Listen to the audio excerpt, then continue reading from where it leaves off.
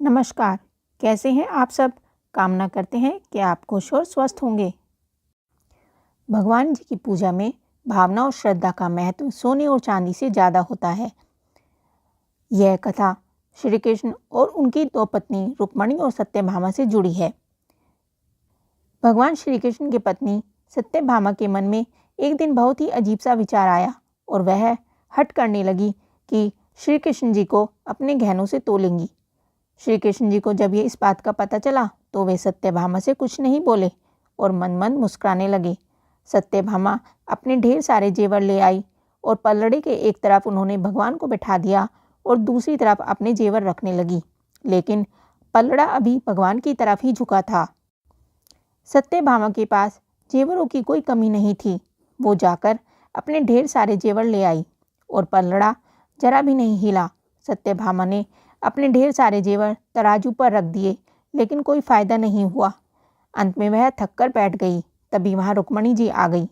सत्यभामा ने उन्हें सारी बात कह सुनाई। सत्यभामा की बात सुनकर तुरंत रुक्मणी जी पूजा का सामान ले आई। उन्होंने भगवान की पूजा अर्चना की और बाद में जिस पात्र में भगवान का चरणोदक रखा होता है उसे गहनों वाले पल्ले पर रख दिया। अब क्या हुआ, देखते ही देखते पल्लड़ा झुकने लगा और भगवान का पल्लड़ा ऊपर उठ गया। सत्यभामा सब कुछ हैरानी से देख रही थी।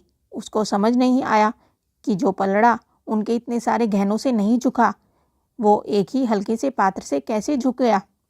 वे रुक्मणी से इसका कारण पूछने लगी। तभी नारद मुनि भ्रमण करते हुए वहाँ पहुँच गए। सत्यभामा की परेशानी समझकर वे इसका कारण उन्हें बताने लगे।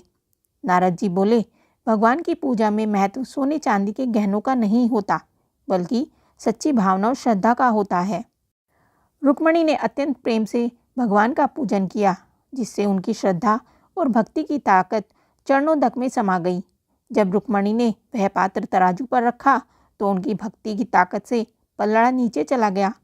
ईश्वर को सिर्फ सच्चे प्रेम, श्रद्धा और भक्ति की भावना से ही पाया जा सकता है। सोने चांदी और रुपए पैसों का भगवान की नज़र में कोई मोल नहीं होता। भगवान की पूजा यदि सही ढंग से की जाए तो ईश्वर की प्राप्ति अवश्य होती है। सच्ची भक्ति और प्रेम के आगे ईश्वर भी झुक जाते हैं। सत्यभामा को उनकी बात समझ में आ गई। इस कथा से हमें सीख मिलती है कि अगर भगवान के करीब रहना है या ईश्वर को प्राप्त करना है तो सोने चांदी और पैसा जैसी भौतिकवादी चीज़ों को भूलकर अपने मन में श्रद्धा का भाव उत्पन्न करें। यही एकमात्र मार्ग है सच्ची भक्ति और ईश्वर को पाने का। आपको यह कथा कैसी लगी हमें कमेंट करके ज़रूर बताएं। धन्यवाद।